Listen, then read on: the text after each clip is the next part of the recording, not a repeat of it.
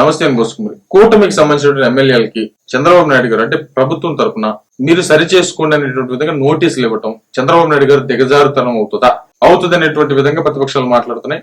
విపరీతంగా దీని మీద విమర్శలు చేసినటువంటి పరిస్థితులు అయితే ఉన్నాయి. ఇది నిజమేనా ఒకసారి చూద్దాం. ఇప్పుడు చంద్రబాబు నాయుడు గారు అంటే కూటమి ఏర్పడిన తర్వాత ఒకసారి కేబినెట్ మీటింగ్ లో కూడా పవన్ కళ్యాణ్ గారు కొంతమంది ఎమ్మెల్యేలు ఎక్స్ట్రా చేస్తున్నారు, ప్రజల్ని నిజంగా హింసిస్తున్నారు, వాళ్ళ వల్ల ప్రజలు చాలా ఇబ్బంది పడుతున్నారు, వాళ్ళ సంగతి ఏమైనా సరే తేల్చండి అనేటువంటి విధంగా పవన్ కళ్యాణ్ గారు కూడా గ్రీన్ సిగ్నల్ ఇచ్చారు. ఆ తర్వాత ఏమైందంటే అంతకు ముందు చాలా మంది ఎమ్మెల్యేలు ఎవరైతే ప్రజా వ్యతిరేకత మూట కట్టుకుంటున్నారో, ఏం పట్టించుకోకుండా డబ్బులు సంపాదించుకోవటమే కార్యక్రమంగా పెట్టుకున్నారో అలాంటి వ్యక్తులను మొత్తాన్ని పిలిపించి కూర్చోబెట్టుకుని చాలా మందికి చంద్రబాబు నాయుడు గారు వార్నింగ్ ఇచ్చారు. వాళ్ళకి సంబంధించినటువంటి ఛానల్సే, సొంత ఛానల్సే, అంటే వాళ్ళకి సపోర్ట్ చేసే ఛానల్సే ఏంది ఇది యాక్షన్ తీసుకోరేంటి, ఆ యాక్షన్ తీసుకుని ఈ యాక్షన్ తీసుకోరేంటి అనేటువంటి విధంగా విమర్శించినటువంటి ఈ 1.5 సంవత్సరంలో చాలా ఉన్నాయి. అది ఆర్కే గారికి సంబంధించినటువంటి లెక్క అయితే ఆయన పలుకులు అయితే మాత్రం ఇంకా ఆ లెవెల్లోనే ఉంటాయి. అసలు వాస్తవంగా అట్లా ఎన్నిసార్లు మాట్లాడాడు, ఇదిగో ఆర్కే టీడీపీ పార్టీకి వ్యతిరేకంగా తిరిగాడు, ఈ రకంగా కూడా హెడ్డింగ్లు మనం చూస్తాం అయ్యే. కాబట్టి ఇక్కడ సంబంధించిన ఎమ్మెల్యేలు కట్టడి చేయాలనేటువంటి విధంగా వాళ్ళ సొంత మీడియానే ప్రచారం చేసింది.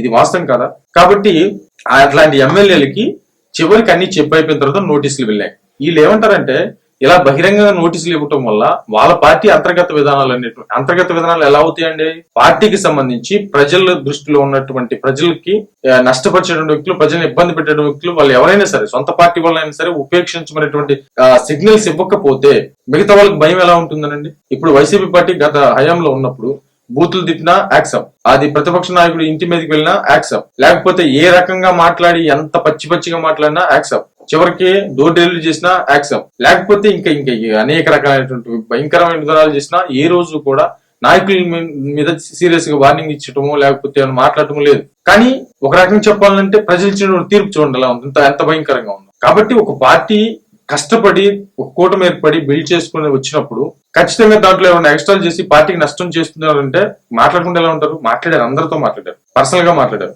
అయినా వింటలేదు. విన్నప్పుడు ఏం చేస్తారు? నోటీసులు ఇచ్చేసారు. ఈసారి మళ్ళీ ఎక్స్ట్రా చేస్తే ప్రజలకి తెలిసే శిక్షిస్తారు. ఇది చాలా అంటే చాలా మంచి విషయం, కూటమికి చాలా మంచి విషయం. దీన్ని జీర్ణించుకోలేనటువంటి వైసీపీకి సంబంధించినటువంటి కొంతమంది నాయకులు దీని మీద అబాకు చవాకులు పేలుతూ దీని మీద ఏదో దిగజారుతాను మధ్యాహ్నం ఇదంటం అని చెప్పేసి అసలు తలాతోకలేనటువంటి విధంగా మాట్లాడుతున్నటువంటి పరిస్థితులు ఉన్నాయి. ఇదే సిచ్యువేషన్ ఎన్టీ రామారావు గారి దగ్గర ఉండేది. ఎన్టీ రామారావు గారు ఏ ఎమ్మెల్యేను కూడా అసలు ఉపేక్షించేవాళ్ళు కాదు, ఖచ్చితంగా ఉపేక్షించేవాళ్ళు కాదు. తప్పు చేస్తే ఖచ్చితంగా వేటు పడాల్సిందే, అంత భయంకరంగా ఉండేది. అట్లాంటి సిచ్యువేషన్ అంటే ప్రజలకు తెలిసి ఇదిగో మిమ్మల్ని ఇబ్బంది పెడుతున్నటువంటి ఎమ్మెల్యేలు ఎవరైనా సరే మేము ఉపేక్షించమనేటువంటి సింటమ్ జనాలకు పంపిస్తున్నారు. తద్వారా మిగతా ఎమ్మెల్యేలకు కూడా భయం ఉంటది, ఇప్పుడున్నటువంటి వ్యక్తులు సరి చేసుకునేటువంటి అవకాశం ఉంటుంది. తద్వారా ప్రజలకే కదా మంచి జరిగేది, తద్వారా రాష్ట్రానికే కదా మంచి జరిగేది. మరి దీన్ని దిగజారుతాను అని చెప్పేసి ఎలా మాట్లాడతారు? ఒకసారి ఆత్మపరిశీలన చేసుకుంటే బెటర్ అనేది నా అభిప్రాయం, లేకపోతే ఎవరి ఇష్టం.